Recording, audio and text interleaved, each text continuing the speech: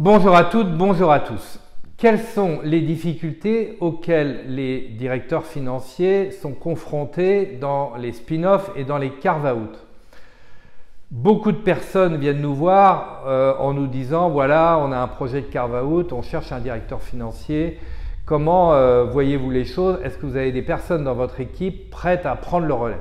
Alors bien évidemment, on a une grande expérience des opérations de croissance externe et notamment des carve-out et des spin-offs chez Objectif Cash.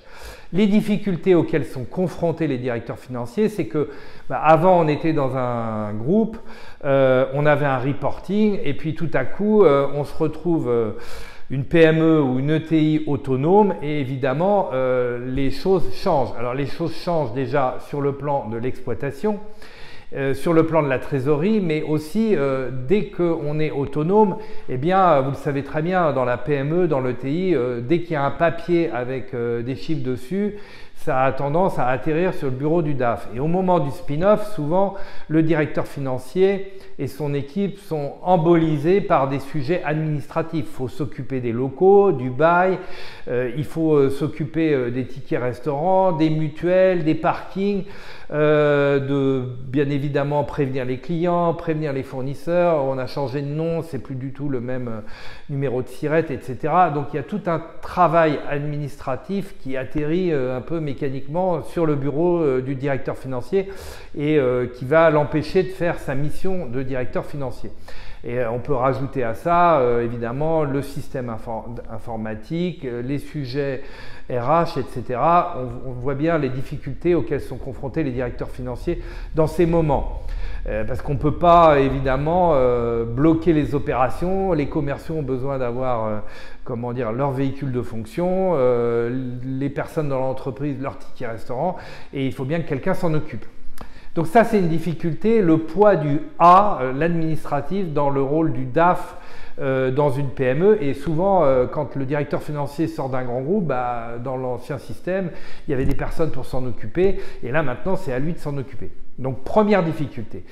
La deuxième difficulté pour le DAF, dans le cadre d'un spin-off ou d'un carve-out, c'est que, évidemment, l'entreprise, la taille de l'entreprise, devient tout à coup plus petite, surtout comment dire, si on était dans un groupe qui gérait des milliards d'euros de chiffre d'affaires et on se retrouve dans une PME de 50 ou 100 millions d'euros. Donc l'analyse de la rentabilité, l'analyse des dépenses, le niveau auquel on va analyser les opérations va être bien plus précis que ce qu'on était dans l'ancien système. Je m'explique, peut-être le directeur financier dans l'ancien système, quand il faisait ses analyses de variance réelle par rapport au budget, il saisissait des problématiques de 50 000 euros ou de 100 000 euros d'écart.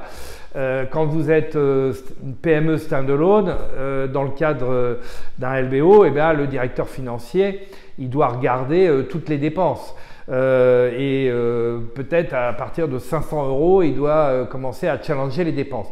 Donc on voit bien que la manière dont va fonctionner un directeur financier dans un spin-off ou dans un carve-out va être différente du fonctionnement dans un grand groupe. Et puis, il y a aussi une différence fondamentale quand vous êtes dans un grand groupe, que vous faites l'exercice budgétaire, souvent les gens considèrent que parce que le budget a été validé, eh bien c'est comme si c'était un prêt à dépenser ou un droit à dépenser. Ce qui est complètement différent quand vous êtes dans une PME ou une ETI standalone, c'est pas parce que le budget a été validé qu'au moment où on va engager la dépense, c'est un droit à dépenser.